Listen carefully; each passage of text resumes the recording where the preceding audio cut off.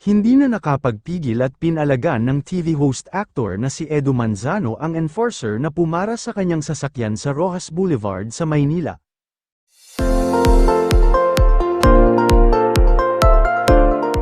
Inamin ni Edu na may violation ng kanyang driver, pero ang ikinadismaya niya ay yung pangongotong nito. Biruin niyo, ang hinihinging pera ng motorcycle cop ay 4,000 peso. Sa pamamagitan ng X ay ikinwento ng batikang aktor ang nangyari. My driver was just stopped by a motorcycle cop on Roxas Boulevard. I was sitting in the back while he approached my driver and told him on his violation. Illegal U-turn, panimula niya. Patuloy ni Edu, yes, my driver made a mistake, but what upset me more was when he demanded 4,000 peso from my driver or else. Hindi alam ng enforcer na ang aktor ang nakasakay sa likod ng sasakyan, pero kinumprante niya ito nang marinig na tila lumalaki na ang hinihingi nito sa kanyang driver. I lost it. I had to confront the cop, sabi niya sa hiwalay na tweet. Aniya pa, he started with a seminar, then 2K, then 4K. All the while I was in the back listening while he threatened my driver. I did not mince words. May netizen naman ang umusisa kung ano raw ang naging reaksyon ng pulis nang nakita si Edu. Ang kwento ng aktor, his words, Boss Edu, gusto pa mag-fist bump, cambio bigla. Lalo ako pumitik, I should have let it go. I didn't.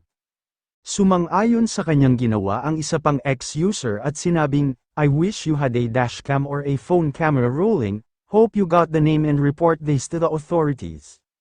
Sagot sa kanya ni Edu, I have him on audio and yes, I got his name, thinking of what to do next. Sasampahan kaya ni Edu ang nangotong na pulis? Abangan natin ang susunod na kabanata. Samantala, narito ang komento ng iba pang netizens. Shameless. Our experience with motorcycle cops is that they even escorted us to an ATM as we truly didn't have any cash and we requested him just to issue us a violation ticket, pero he insisted on escorting us to an ATM.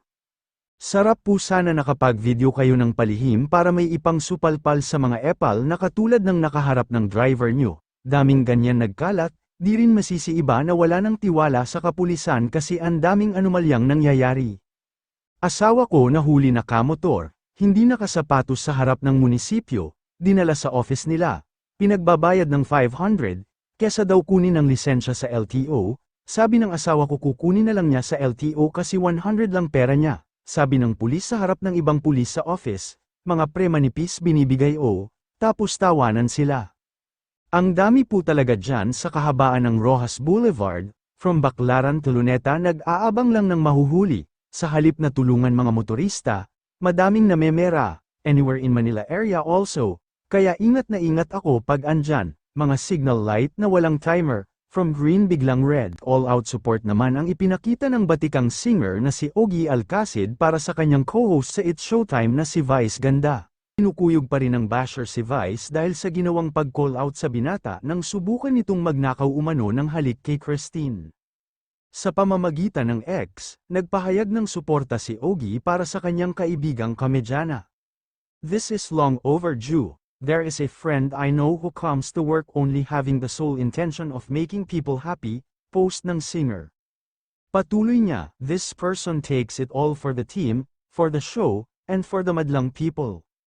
This is why I stand for this friend of mine imperfect as she is, love you Mimi Vice, ani pa niya.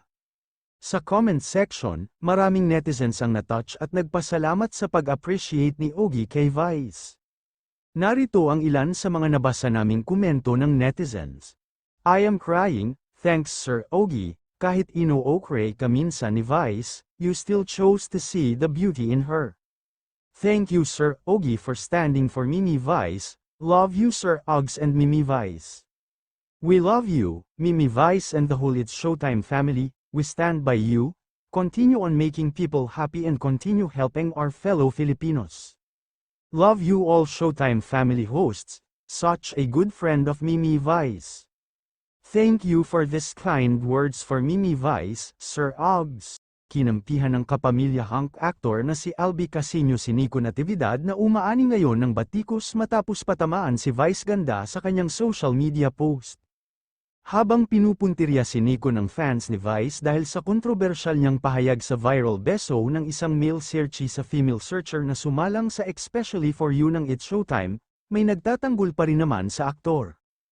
Isa na nga riyan si Albi na nagpahayag ng suporta kay Nico sa pamamagitan ng kanyang Instagram page kung saan matapang niyang sinaluduhan ang katapangan ng dating member ng hashtags na unang ang nakilala sa It's Showtime. Ni-repost ni Albi sa kanyang IG story ang Facebook status ni Nico na nagsasabing hindi siya nagsisisi sa kanyang ginawa dahil ipinagtanggol lang naman daw niya ang mga taong naagrabyado. Saludo ako sa iyo brother at Nico Natividad, wala naman mali sa sinabi ni Nico, lahat naman tayo may sariling opinion and we all have the right to voice that, mensahe ni Albi kay Nico. Aniya pa, ang mahirap is gusto niyo mawalan ng trabaho ang taong nagsusuport ng pamilya dahil lang sa opinion niya. Marami mababasang komento na pinipetisyon si Nico na tanggalin na sa Kapamilya series na FPJ's Batang Quiapo dahil sa mga naging patutsyada niya laban kay Vice Ganda. At alam ni Nico na posible itong mangyari, base nga sa kanyang FB post, for the last time na magsasalita ako tungkol sa nakaraan kong post, unang-una sa lahat hindi ako nagsisisi na nagsalita ako ng sarili kong saloobin. Hindi ako nagsisisi na ipagtanggol ang ibang tao. Nababasa ko mga komento nyo sa akin at ang gusto nyo mawalan ako ng trabaho dahil lang sa naglabas ako ng sarili kong saloobin, na alam ko na posibleng mangyari. Kung ikikwento ko ba ang pinagdaanan at iniyak ko sa kanila magbabago ba tingin nyo sa akin, pero hindi naman yun ang intensyon ko na kumuha ng simpatsya o makisali lang sa gulo. Naglabas ako ng saloobin ko dahil baka sakaling makatulong na may maayos o mabago na sitwasyon, kasi ganun naman ang pamilya at kaibigan. Tatapikin ka kapag alam mong sumosobra o medyo nagkakamali na. Hindi po ako naghahanap ng kaaway, ang pagkakabura po ng post ko ay management decision, tunay at bukas sa isip at puso ko ang sinabi ko, payapa ang aking kalooban, aniya pa, hanggang dito na lang, ano ang masasabi mo sa mga balitang ito? Paki-comment sa ibaba, huwag din kakalimutan mag-subscribe at i-click ang notification bell para lagi kang updated pag may bago tayong upload. Pwede mo din i-like at i-share ang video na ito. Salamat!